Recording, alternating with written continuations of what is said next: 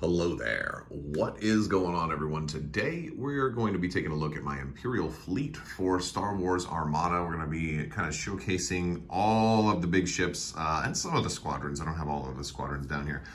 If you guys are new here, be sure to click that subscribe button and leave a comment. That's going to automatically enter you to win that $25 Amazon gift card giveaway. And be sure to check the other links in the description below. I've been posting more to TikTok and Instagram and Twitter and Facebook and all that stuff, so be sure to check all that stuff out. Also, join our Discord. We got a great family-friendly Discord where you can learn a lot more about these games. So with all that said, let's go ahead and start talking about these ships. A lot of people ask me about the bases for a lot of my ships because they are more white instead of clear. That the clear bases come in the packaging.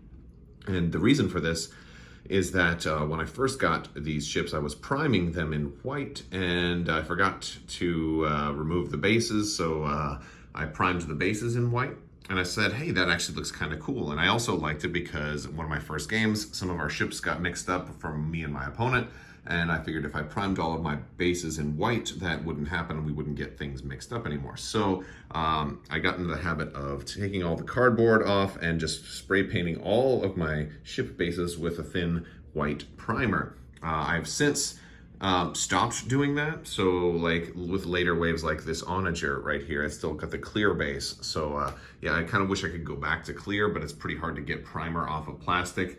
At least such that it's perfectly clear. So I'm just kind of leaving them all as is for right now. That being said, you're going to notice that some of my Star Destroyers are different heights, and because they're so big and they can easily bump into each other, I like to swap out some of the bases for some of the smaller ships with some of the larger bases. This way that I can actually fly the cardboard side by side like so, and not have the ships physically bump into each other. So I like to do that. It's more aesthetically pleasing. I have set up the Deep Space Nine space station here. This is the attack wing space station. This was the Deep Cuts version that I've repainted, and it's just happens to fit perfectly so that a Star Destroyer can kind of back up next to it. I do have the Chimera here. I had originally gotten two of just about everything, and that includes the Chimera. I had picked up two Chimeras, and so this one over here was a Chimera that I repainted just to be regular gray, and it's a slightly different gray than the regular Star Destroyer, but it's still, I think it came out looking like a normal Star Destroyer. So I'm pretty pleased with how that came out. We have a couple of victories over here, and it's funny, like the little differences you'll see between the victories. We've got this one, I think was one of the earlier ones that had a thicker wash. This one looks a little cleaner, and that's something that just kind of changes from time to time, depending on what kind of victory you're looking at. Most of my stuff I have a little bit of repainting done, but so far there's not much repainting on these so far other than the one Star Destroyer. For my Gazantes, I added a little bit of stripe to differentiate them. So these Gazantes right here have a little red on the top, and then these Gazantes down here have a little bit of gray. We can see a couple of squadrons down here, a Lambda, some bombers, TIE Interceptors, TIE Defenders. We got Boba Fett over there, and the TIE Phantoms. In the middle, we've got an interdictor. I have added a little bit of red to the rings just to indicate that they're powering up and ready to fire. The stock paint job does not have any red in there, which I think it kind of is a missed opportunity. I used the Blood for the Blood God paint, and it was a little bit glossier when I first put it on, but it's been on display for a long time and it's certainly collected a little bit of dust, so it's not as shiny as it was. We do have our two Onagers flanking that, and then we've got some Gladiators kind of flanking the sides here. I know a lot of people only ever pick up one Gladiator. I did pick up two. Over here we see a little bit more with the base size changes. I've got some small and also a taller base for the Architons. I love flying Architons. I've got 5 of them in total. 4 of them are right here. I cheated a little bit because I took one of the Kuat Drive Yard's Imperial Nebulon Bs and included it into this portion of the fleet. This is one of E.C. Henry designs, but I've done reviews on these also. But they're a fun one. And we've got a Quasar over here with a couple of ties that it is flying.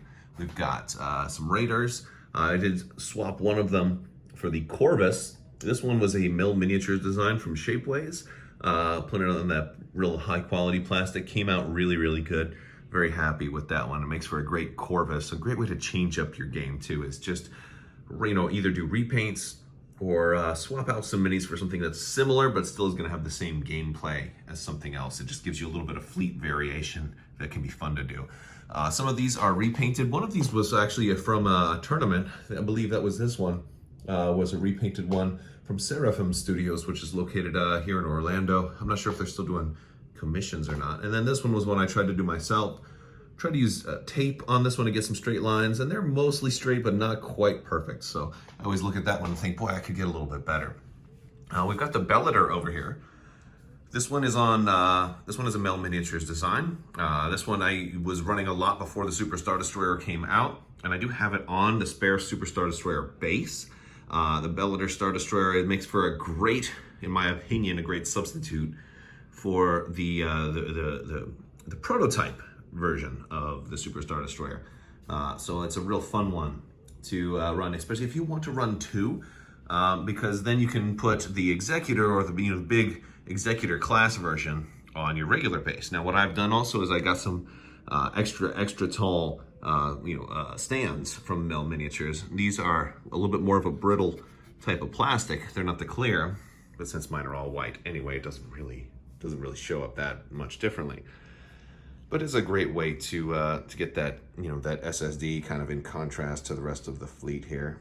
Oh, and we got some more in the corner. Let's go take a look at the green fleet. All right, next up is the green fleet. This was one of the first kind of themed repaints that I did for an entire an entire flotilla sort of fleet. And the cool thing about this was I did some videos when I was doing it. I just kind of did a darker green in the middle and a progressively lighter greens as we got to the edge.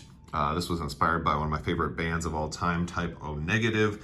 And so I thought it would have been a fun one. It's not canon. It's not based on anything from the Star Wars universe. It's just a fun one that I really enjoyed. And they came out pretty good. I still really like the way that they look. They're fun. I did lose the Gazantes from this particular fleet though, because having kids that like to grab daddy's stuff from time to time, they got kind of destroyed. So I'm down one Gazante of a full Imperial fleet here. Well, I guess none of the Wave 8 stuff, so we don't have an onager in this particular design either, but that's okay. I think they're good enough just the way they are. And that's gonna do it. So this is, again, a full 6x3 table that is largely full for this Imperial fleet. So this is probably way too much for me to actually ever run in one game of Armada. But I wanna know from you guys, what would be your dream fleet? If you were gonna do repaints, what colors would you do for an Imperial fleet? And what do you think it would take to match a fleet like this? What faction do you think could actually bring it? Right? Do you think the Rebels could muster enough to take on a fleet this size?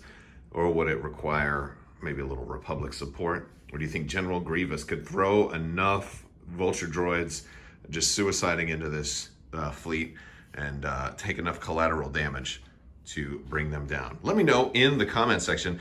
Big thanks to my patrons. Thank you guys so much for your continued support. This channel wouldn't exist without you, so thank you for your contribution. Thanks you guys for helping out. If you want to learn more, check the links in the description below, and I will talk to you guys later.